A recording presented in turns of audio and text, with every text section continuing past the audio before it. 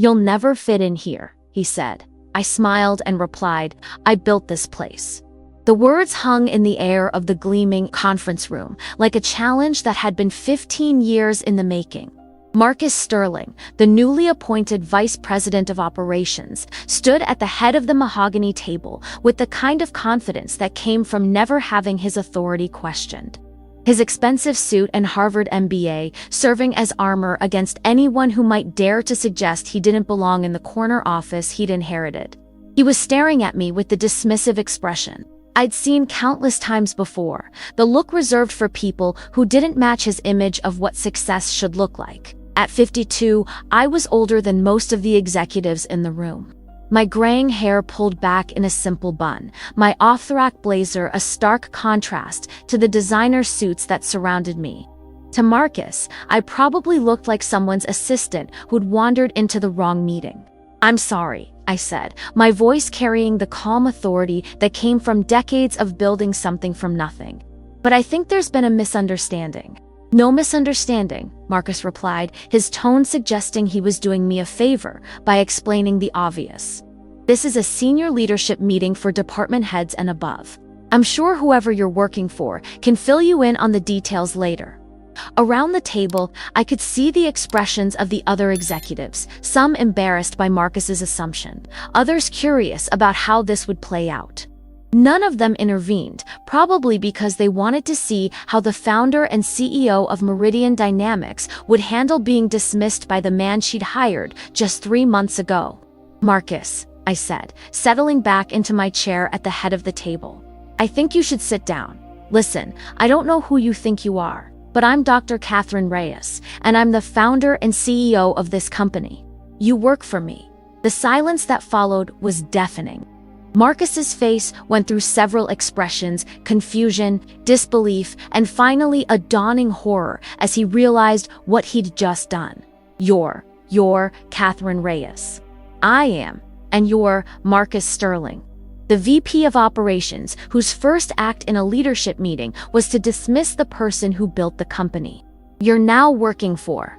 Marcus sank into his chair, his face flushing red as the magnitude of his mistake became clear. Around the table, 12 other executives were trying very hard not to stare, though I could feel the weight of their attention as they processed what they'd just witnessed. "Dr. Reyes," Marcus stammered, "I had no idea. I mean, I wasn't expecting. I thought you were, double quotes, you thought I was, what, Marcus? Too old? Too female? Too Latina?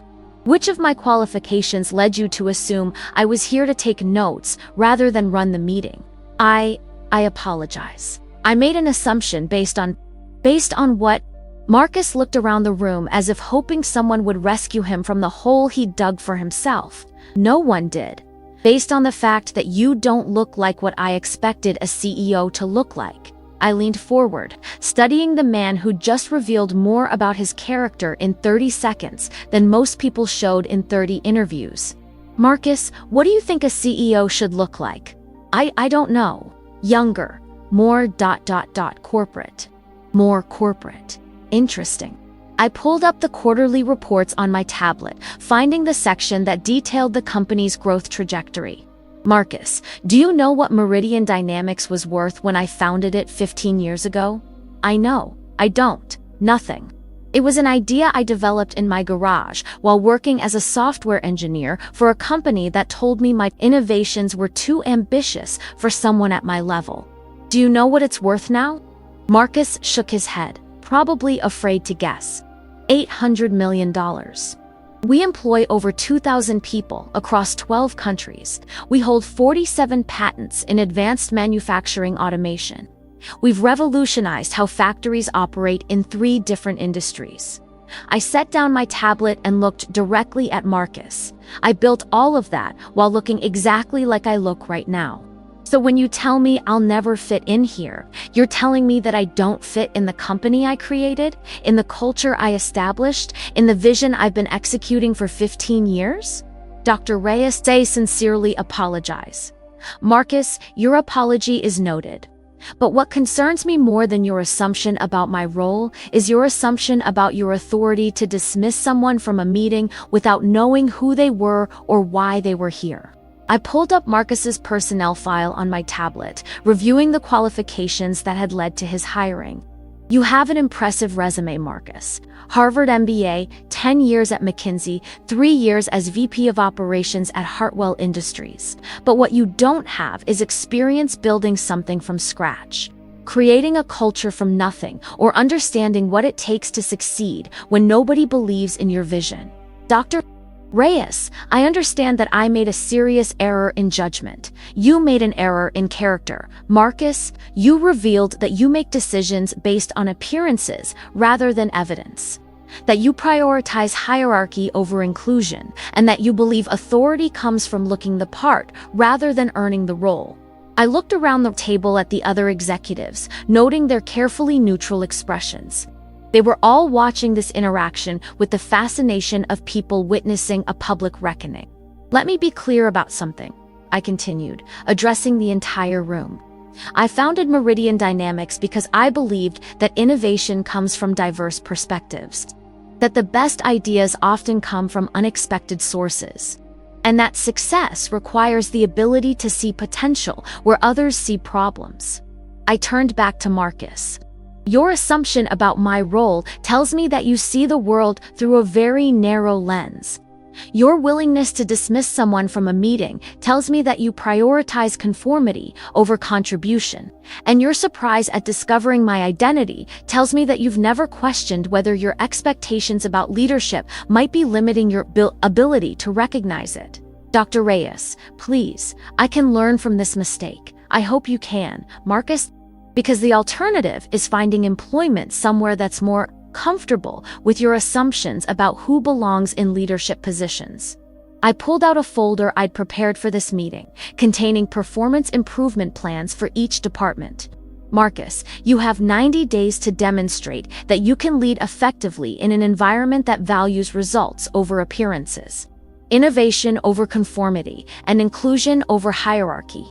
And if I can't meet those expectations, then you'll discover that the person you dismissed as not fitting in has the authority to ensure that you don't fit in either.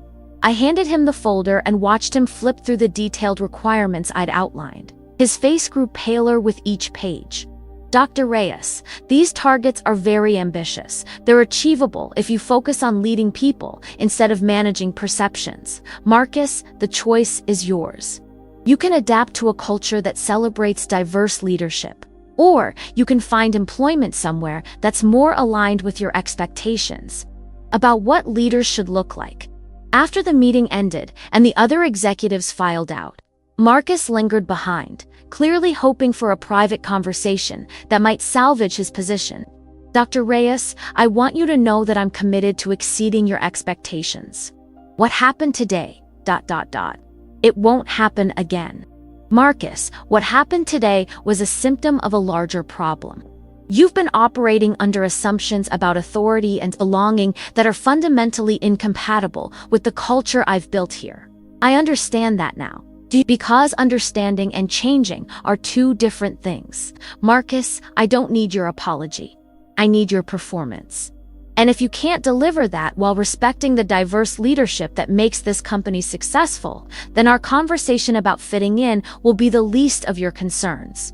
As Marcus left the conference room, I sat alone for a moment, thinking about the assumptions people made and the power those assumptions had to limit or liberate potential. Tomorrow, I would continue the work of building Meridian Dynamics into something even greater than what it already was. But today, I had reminded everyone in that room that leadership came in many forms, and that the most dangerous assumption was believing that success had to look like what you expected it to look like. Marcus Sterling had learned that the hard way. The question now was whether he could unlearn 15 years of narrow thinking quickly, enough to succeed in the company I'd built. 3 weeks after the conference room incident, I was reviewing quarterly innovation reports when my assistant knocked on my office door. Maria Santos had been with Meridian Dynamics for 8 years, and her expression suggested she had news that I needed to hear, but probably wouldn't enjoy. Dr. Reyes, there's something you should know about. It concerns Mr. Sterling and some conversations he's been having with department heads. I set down the reports and gave Maria my full attention. What kind of conversations? He's been suggesting that your leadership style might be outdated for a company of this size. He's telling people that Meridian needs more traditional corporate structure and proven management methodologies to continue growing. I felt a familiar frustration building. Marcus's performance over the past 3 weeks had been adequate but uninspired, and now it seemed he was more focused on undermining my leadership than on improving his own. Maria, who has he been talking to? Several department heads, some of the newer executives. Yesterday, I overheard him telling James Morrison from finance that the company would benefit from more conventional leadership approaches, and that founder-led companies often struggle to scale effectively. He said that to our CFO. He said it loud enough for half the finance department to hear. Dr. Reyes said, I think he's trying to build support for some kind of organizational restructuring that would limit your direct involvement in operations. I leaned back in my chair, processing this information. Marcus wasn't just failing to adapt to our culture, he was actively working to change it, to match his own narrow vision of what corporate leadership should look like. Maria, I need you to set up individual meetings with each of the department heads. I want to understand how they're perceiving Marcus's suggestions and whether his comments are affecting department morale. Of course. And Dr. Reyes said something else. Mr. Sterling has been asking questions about the company's founding story, your background, your qualifications. It feels like he's looking for ways to undermine your credibility. After Maria left, I sat alone in my office thinking about the challenge that Marcus represented. He wasn't just an underperforming employee, he was someone who fundamentally couldn't accept that his assumptions about leadership had been wrong. My phone rang, interrupting my thoughts. The caller ID showed it was Dr. Sarah Kim, the head of our research and development division and one of the most innovative minds in our industry. Catherine, do you have a few minutes to talk? There's something happening that you need to know about. Of course, Sarah. What's going on? It's about Marcus Sterling. He's been reaching out to board members, suggesting that the company needs more experienced corporate leadership to handle our expansion into international markets.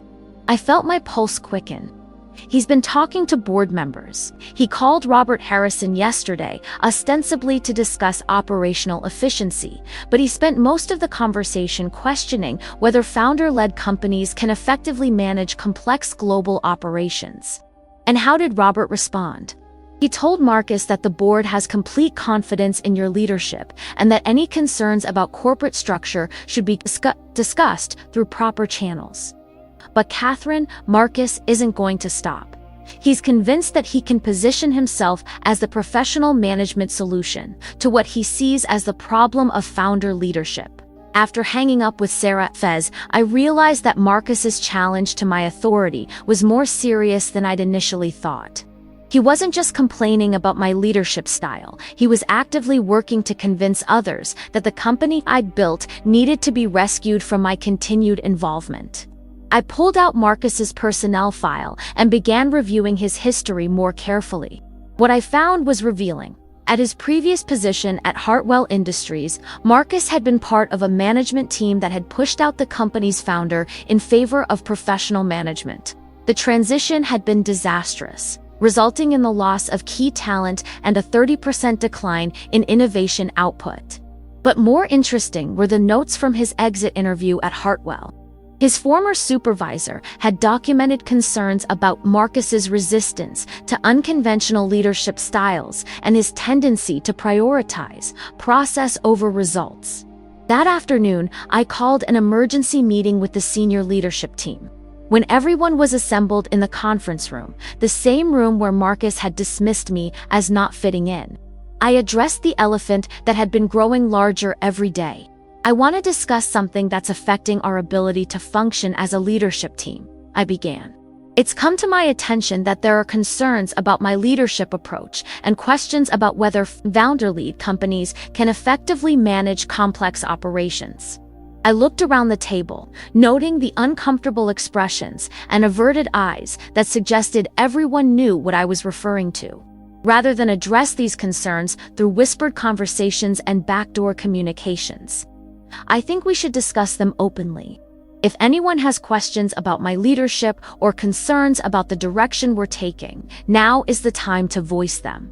The silence stretched for nearly a minute before Marcus finally spoke. Catherine, I think there are legitimate questions about whether our current leadership structure is optimal for a company of our size and complexity. Marcus, can you be more specific about which aspects of our leadership structure you find problematic? Well, the decision-making processes. For example, in most companies our size, strategic decisions go through established corporate hierarchies with clear accountability structures. And you believe our current decision-making processes are inadequate. I believe they're informal, unconventional, not aligned with industry best practices for companies at our scale. I pulled out a folder I'd prepared for this moment, containing detailed analysis of our company's performance compared to our competitors. Marcus, let me share some data with you. Over the past 5 years, Meridian Dynamics has outperformed every major competitor in our industry. Our innovation rate is 3 times the industry average. Our employee retention is 94% compared to an industry average of 67%. Our customer satisfaction scores are the highest in our sector. I opened the folder and spread several documents across the table. These are benchmarking studies that compare our performance to companies with traditional corporate structures and proven management methodologies. In every meaningful metric, growth, innovation, employee satisfaction, customer loyalty, our unconventional approach significantly outperforms the conventional alternatives. Marcus glanced at the documents but didn't pick them up. Catherine, with all due respect, past performance doesn't guarantee future success. As we expand internationally, we'll need more sophisticated management structures. More sophisticated than the structures that have made us the most successful company in our industry. More sophisticated than founder-led decision-making that doesn't scale effectively. I leaned forward, studying the man who was essentially arguing that the company would be better off without the person who'd created it. Marcus, let me ask you something. When you tell me that I don't fit in the company I built, when you suggest that founder-led companies can't scale effectively, when you advocate for more traditional corporate structure, what exactly are you proposing? I'm proposing that we implement proven management methodologies that have been successful at other companies our size, such as clearer hierarchical structures, more formal decision-making processes, separation of strategic planning from operational management, and who would oversee these new structures. Marcus hesitated, probably realizing that his answer would reveal the true nature of his proposal. Someone with experience managing large-scale corporate operations. Someone like you. Someone with the appropriate background and qualifications.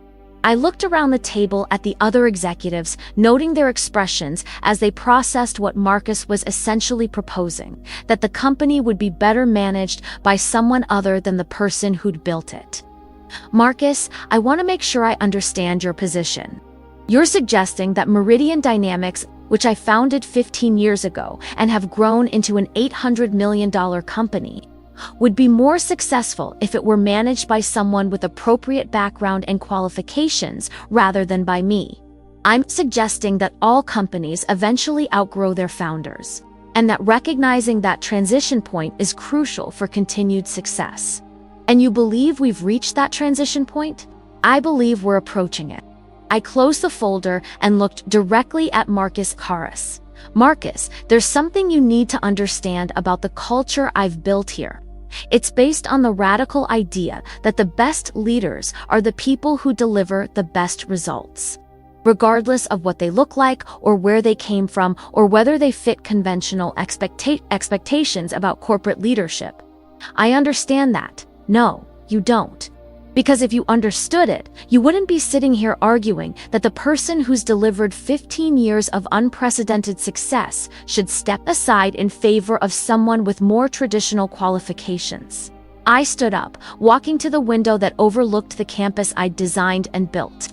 Marcus, when I founded this company, people told me I'd never succeed because I didn't look like their image of a successful CEO. When I developed our core technologies, people said they were too innovative for the market. When I built our corporate culture, people said it was too unconventional to scale. I turned back to face the room. Every one of those people was wrong. And Marcus, you're wrong too. Not because your ideas about corporate structure are inherently bad, but because you're trying to fix something that isn't broken. Catherine, I'm not trying to fix anything. You're trying to replace something that works with something that's more familiar to you. And that, Marcus, is exactly the kind of thinking that I built this company to prove wrong. 2 weeks after the leadership team meeting, I discovered something that changed everything I thought I knew about Marcus's campaign to undermine my authority. I was working late in my office reviewing the latest patent applications from our R&D division, when I found a pattern in our recent personnel changes that made me question whether Marcus's resistance to my LE leadership was incompetence or something more deliberate. The pattern was subtle but unmistakable. Several of our most innovative engineers had been quietly encouraged to consider opportunities for advancement. At other companies, specifically at Hartwell Industries, Marcus's former employer, the encouragement had come through informal conversations and career development.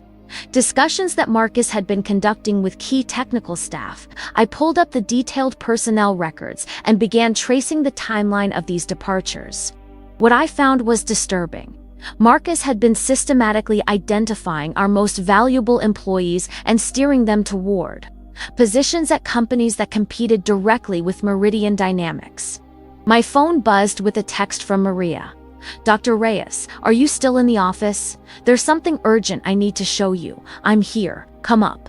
Maria arrived 5 minutes later, carrying a manila envelope and wearing the expression of someone who'd discovered something they wished they hadn't. Dr. Reyes, I wasn't sure whether to bring this to you, but I think you need to see it. She opened the envelope and pulled out several printed emails.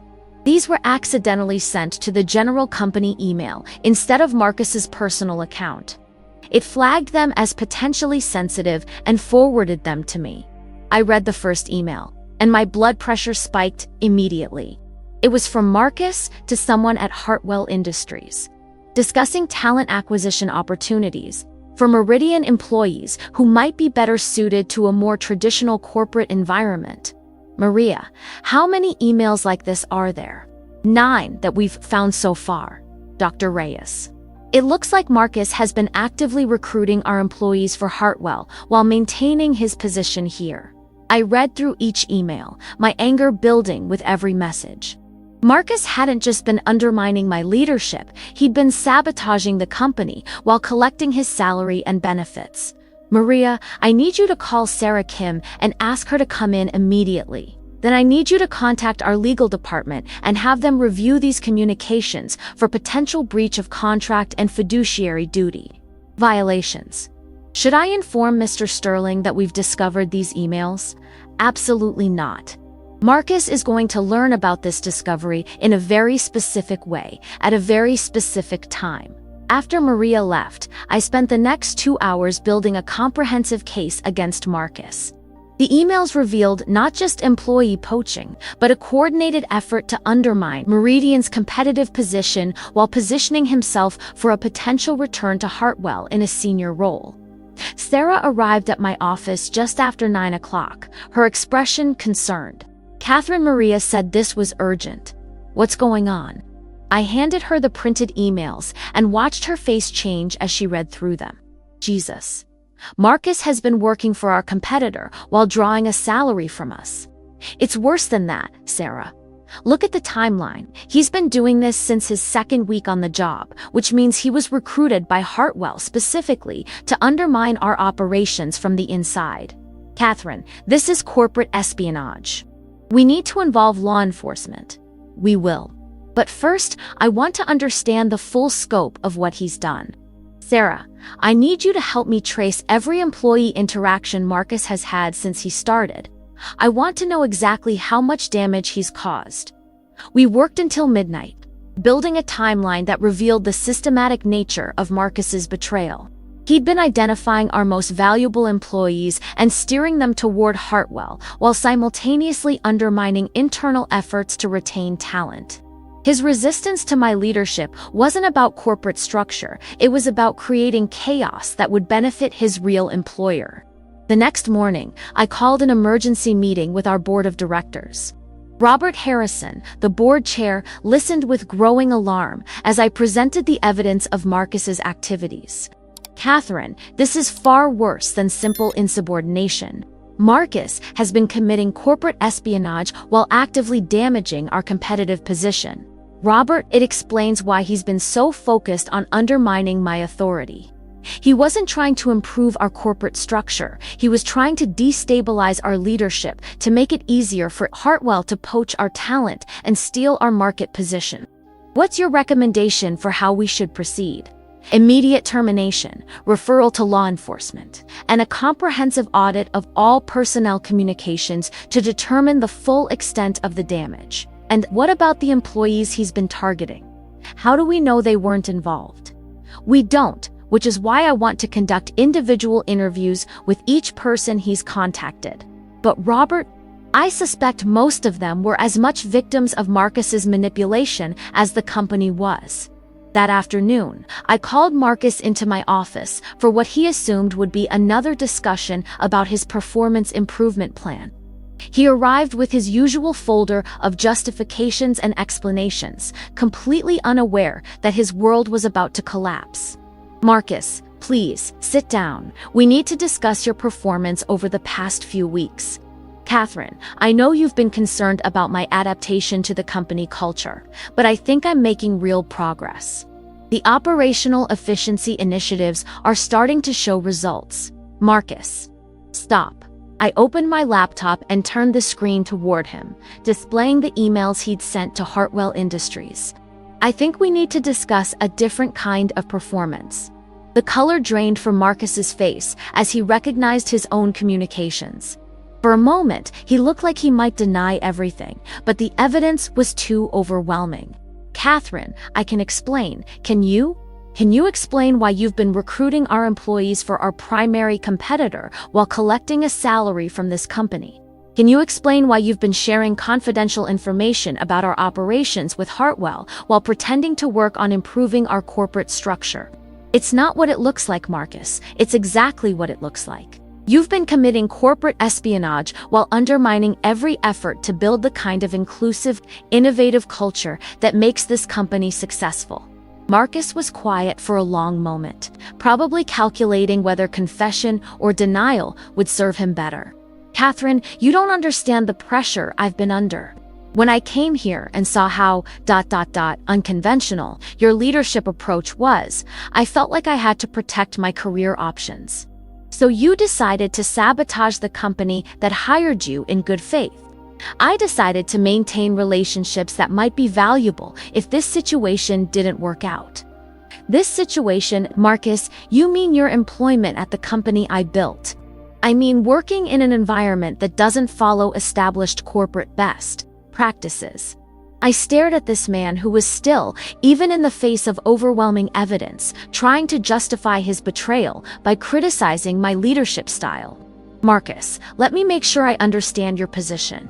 You accepted a job at Meridian Dynamics, then immediately began working to undermine the company because you disagreed with my approach to leadership. I began exploring options because I wasn't confident that this company's unconventional structure would be sustainable long-term. So you decided to help ensure that it wouldn't be sustainable by recruiting our best people for our competitors. I provided career guidance to employees who might be better served by more traditional corporate environments." I closed my laptop and pulled out a termination letter that our legal department had prepared. "Marcus Sterling, your employment with Meridian Dynamics is terminated immediately for breach of contract, violation of fiduciary duty, and corporate espionage.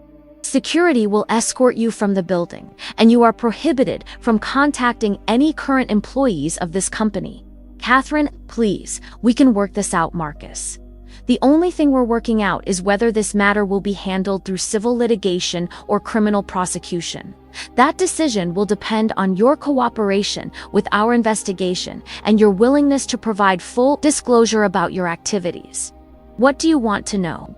Everything. Every employee you contacted, every piece of information you shared, every communication you had with Hartwell.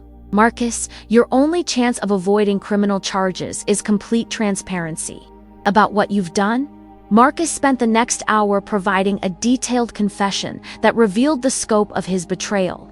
He'd been recruited by Hartwell before he'd even applied for the position at Meridian, with the specific mission of destabilizing our operations and recruiting our key talent. Marcus, one more question. When you told me I'd never fit in here, was that part of your strategy to undermine my authority? Or did you genuinely believe that I was unqualified to lead the company I founded? Marcus looked at me with something that might have been shame. Both. I genuinely believed that founder-led companies were inherently unstable, but I also saw an opportunity to use that belief to create the kind of chaos that would benefit Hartwell. So you tried to turn my perceived weaknesses into actual weaknesses by convincing others that unconventional leadership was inherently problematic. I thought if I could create enough doubt about your leadership style, it would be easier to recruit employees who were looking for more traditional corporate structures. I stared at this man, who'd spent weeks telling me I didn't fit in the company I'd built, while secretly working to ensure that the company would fail. Marcus, you made a fundamental error in judgment. You assumed that unconventional leadership was a weakness to be exploited rather than a strength to be respected. You assumed that the success I'd built was fragile rather than resilient. And you assumed that employees would abandon a culture of innovation for the promise of conventional corporate hierarchy. I know I made mistakes. You didn't make mistakes, Marcus. You made choices. You chose betrayal over loyalty, sabotage over contribution, deception over integrity, and now you're going to face the consequences of those choices. As security escorted Marcus from the building, I sat in my office thinking about the discovery that had changed everything. His resistance to my leadership hadn't been about corporate structure or management philosophy. It had been about destroying the company that had trusted him. But more than that, his attempt to use my unconventional leadership style as a weapon against me had backfired spectacularly. The person he'd dismissed as not fitting in had uncovered his betrayal and ended his career. Tomorrow, I would begin the work of rebuilding the trust and stability that Marcus had tried to destroy. But tonight, I felt the satisfaction of knowing that the assumptions people made about unconventional leadership had once again proven to be their weakness, not mine. 3 months after Marcus's termination, I stood before the entire Meridian Dynamics workforce at our annual company meeting, preparing to announce the most successful quarter in our company's history. The transformation had been remarkable. Employee morale was at an all-time high. Innovation output had increased by 40%, and we'd successfully launched 3 new product lines that were already exceeding market projections. But the real victory wasn't in the numbers, it was in the culture we'd strengthened. After removing the toxic influence that had been trying to poison our success, "Ladies and gentlemen," I began, looking out at the 2,000 employees who'd worked so hard to prove that unconventional leadership could deliver extraordinary results. I'm pleased to announce that Meridian Dynamics has just completed its most profitable quarter in company history.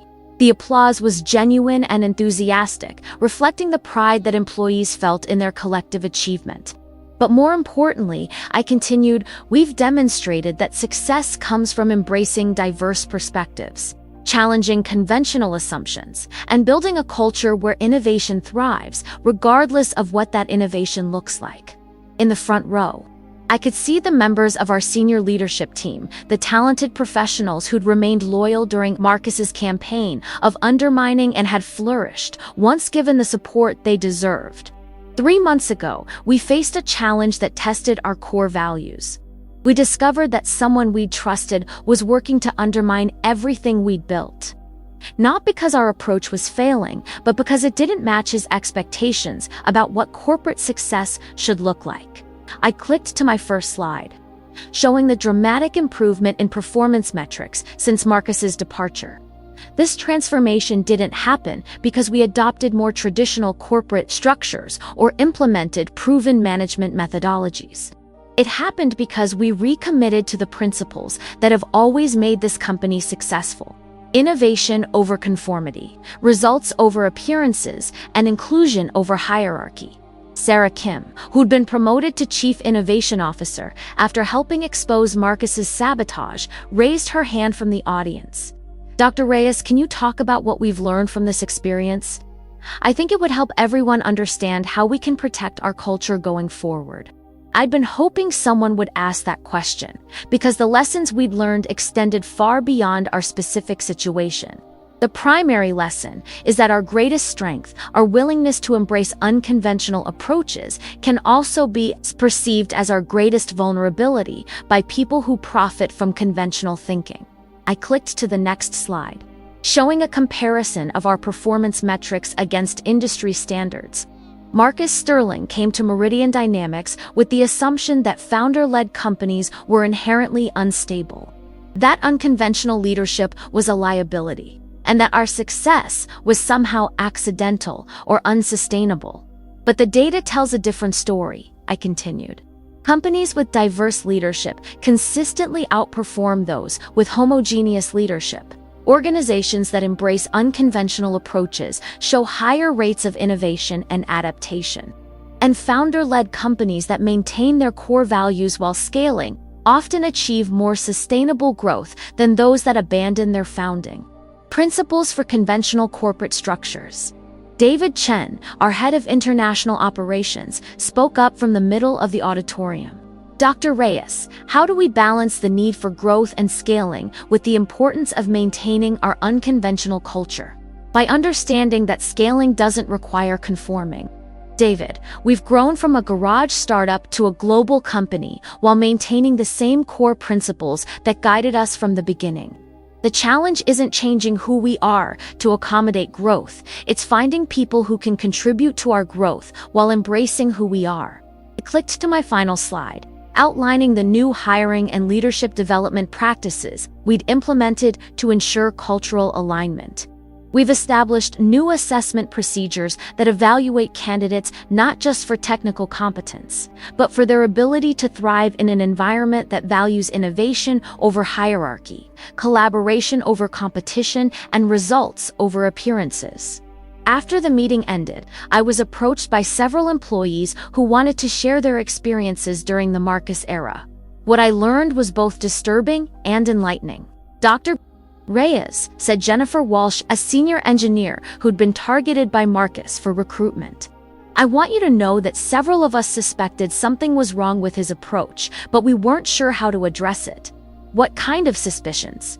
He would ask very specific questions about our work, our satisfaction with the company, our career goals.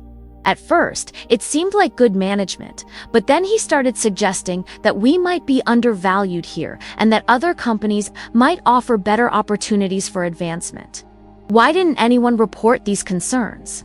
Because he was very careful about how he framed the conversations.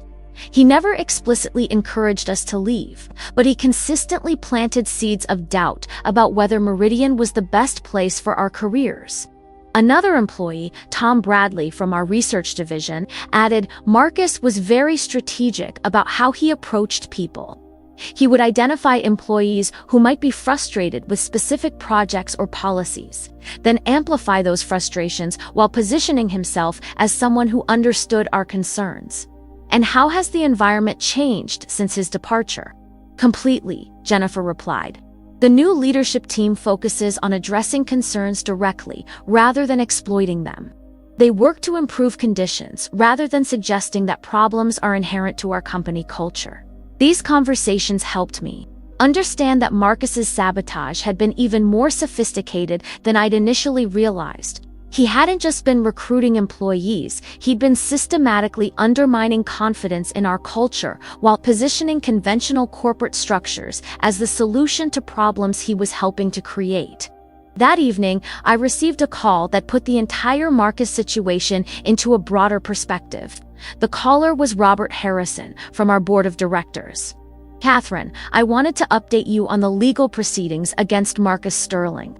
His case has taken an interesting turn. What kind of turn? Marcus has agreed to cooperate fully with our investigation in exchange for avoiding criminal prosecution. What he's revealed about Hartwell Industries' practices has opened up a much larger investigation. What do you mean? It turns out that Marcus wasn't Hartwell's only inside source. They've been systematically recruiting employees from competitor firms to sabotage their former employers while feeding information to Hartwell. That's corporate espionage on an industry-wide scale, exactly. The FBI is now investigating Hartwell for racketeering and conspiracy charges. Marcus's cooperation could help expose a network of corporate sabotage that's been operating for years. After hanging up with Robert, I sat in my office thinking about the larger implications of what we'd discovered. Marcus's betrayal hadn't been an isolated incident of individual corruption. It had been part of a systematic effort to undermine innovative companies that threatened established corporate hierarchies. But what struck me most was how Marcus's assumptions about unconventional leadership had led to his downfall.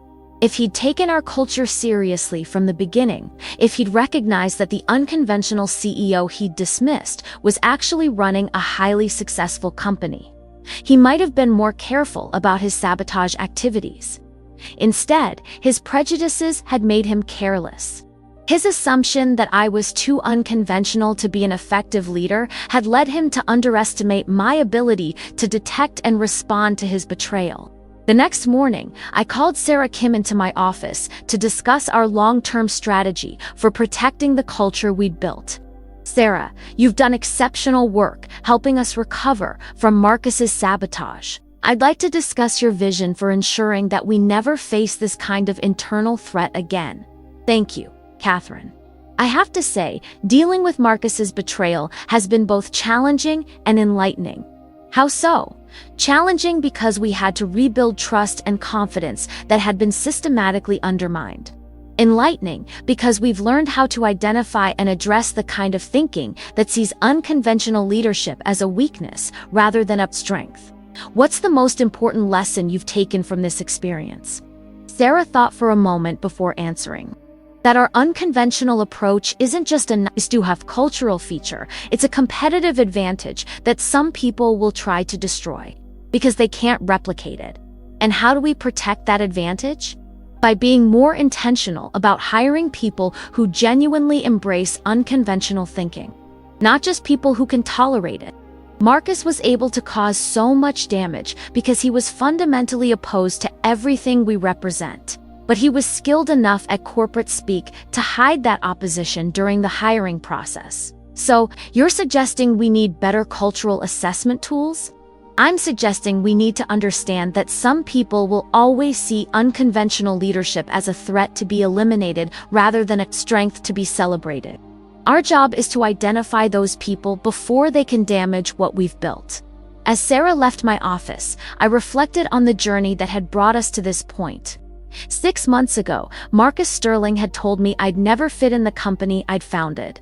Today, that company was thriving precisely because we'd removed the person who couldn't fit into the culture of innovation and inclusion I'd spent 15 years building. The assumptions people made about unconventional leadership had once again proven to be their weakness rather than their strength. Marcus had underestimated the person he'd tried to dismiss, and that underestimation had led to the exposure of his betrayal and the strengthening of our organizational culture. But more importantly, we'd learned that protecting unconventional leadership required vigilance against those who would exploit it. Wisdom to distinguish between constructive criticism and destructive sabotage, and the courage to defend our values even when they were under attack. Marcus had told me I'd never fit in the place I'd built. In the end, he was the one who didn't fit, not because of his background or appearance, but because of his inability to embrace the very principles that had made our success possible. 1 year after the Marcus Sterling incident, I stood before the International Leadership Excellence Awards ceremony. accepting the Visionary CEO of the Year award for building an organization that had become a model for inclusive innovation in the technology sector. The recognition was gratifying, but what mattered more was what it represented. Validation that unconventional leadership could not only succeed, but could set new standards for what success looked like. Leadership, I began in my acceptance speech, looking out at an audience of 300 executives from around the world, is often defined by conformity to established expectations rather than by the ability to create new possibilities. In the front row, I could see several board members from Meridian Dynamics, including Robert Harrison, who'd become one of my strongest advocates after witnessing how we'd handled the corporate espionage crisis. A year ago, someone told me I'd never fit in the company I'd founded because I didn't match his image of what a CEO should look like. That comment revealed more about his limitations than it did about my qualifications. I clicked to my first slide, showing Meridian's performance metrics over the past 15 years. But the real lesson wasn't about individual prejudice. It was about how assumptions can blind us to both opportunities and threats. The same person who dismissed my leadership based on appearance was simultaneously betraying the company through corporate espionage. But his colleagues initially accepted his criticisms because they seemed credible, coming from someone who looked like their image of a traditional executive. A murmur ran through the audience as they processed the implications of what I was describing. This experience taught me that inclusive leadership isn't just about fairness or diversity, it's about competitive advantage. When we expand our definition of what leadership looks like, we expand our ability to identify talent, detect threats, and build sustainable innovation. During the Q&A session that followed, a young woman in her 20s raised her hand. Dr. Reyes says, "How do you maintain confidence in your unconventional approach when people in authority positions tell you that you need to be more traditional to succeed?" I smiled, remembering my own struggles with that exact challenge throughout my career. I've learned that the best response to pressure to conform is demonstrated results. When someone tells you that your approach is too unconventional, your job isn't to convince them they're wrong, it's to perform so effectively that their opinion becomes irrelevant. But what if those assumptions affect your ability to get opportunities in the first place? Then you create your own opportunities. You build something so innovative and successful that it becomes impossible to dismiss. You prove that unconventional approaches can deliver conventional measures of success: revenue, growth, market share, employee satisfaction. After the ceremony, I was approached by several young executives who shared their own experiences with assumptions about leadership. Their stories reminded me why the work we'd done at Meridian mattered beyond our own company's success. Dr. Reyes said, a young man who introduced himself as a startup founder, "Your presentation really resonated with me. I've been dealing with investors who keep suggesting that I need to hire a more experienced CEO to replace myself as the company grows. And how do you respond to that suggestion? I used to think they might be right, that maybe I wasn't qualified to lead the company I'd founded.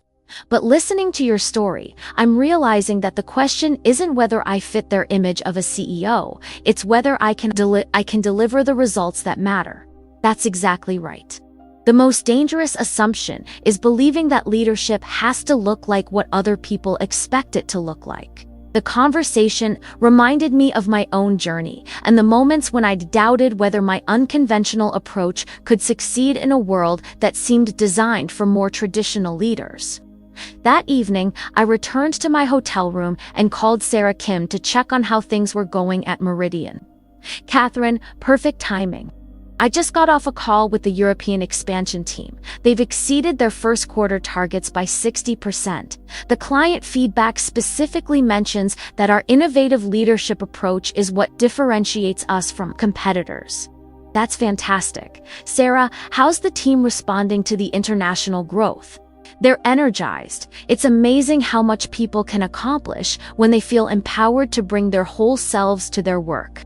We've had zero turnover in the senior leadership team, and 3 department heads have been promoted to regional director positions. And how are you finding the Chief Innovation Officer role? Challenging, but rewarding. I keep thinking about the contrast with Marcus's approach. He saw unconventional leadership as a problem to be solved. I see it as a competitive advantage to be leveraged. That's the difference between leadership that builds and leadership that constrains. Marcus was so focused on making us fit conventional expectations that he couldn't see the value in what made us different. After hanging up with Sarah, I reflected on the year that had passed since the conference room incident that had started everything.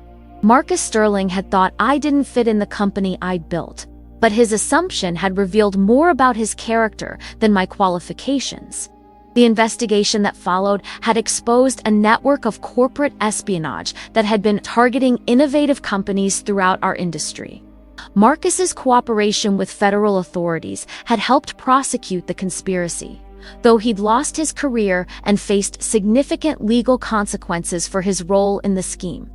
But the real victory wasn't in Marcus's downfall. It was in the culture we'd strengthened at Meridian after removing the influence that had been trying to undermine it.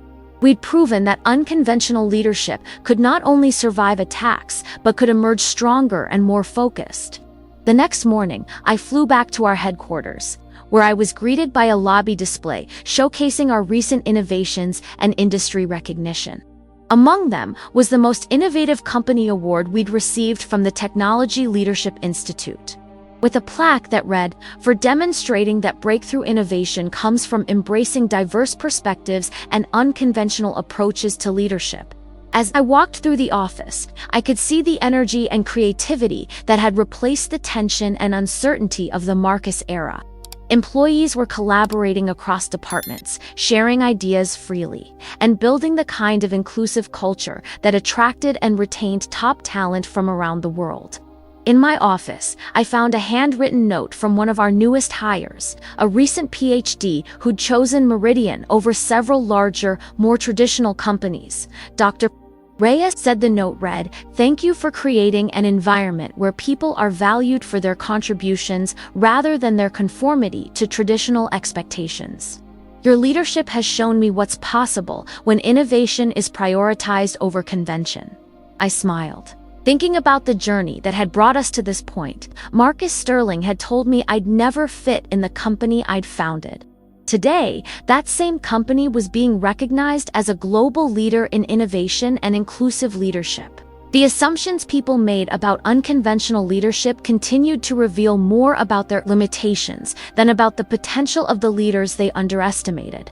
But more importantly, we'd proven that the most powerful response to those assumptions wasn't argument or explanation, it was results.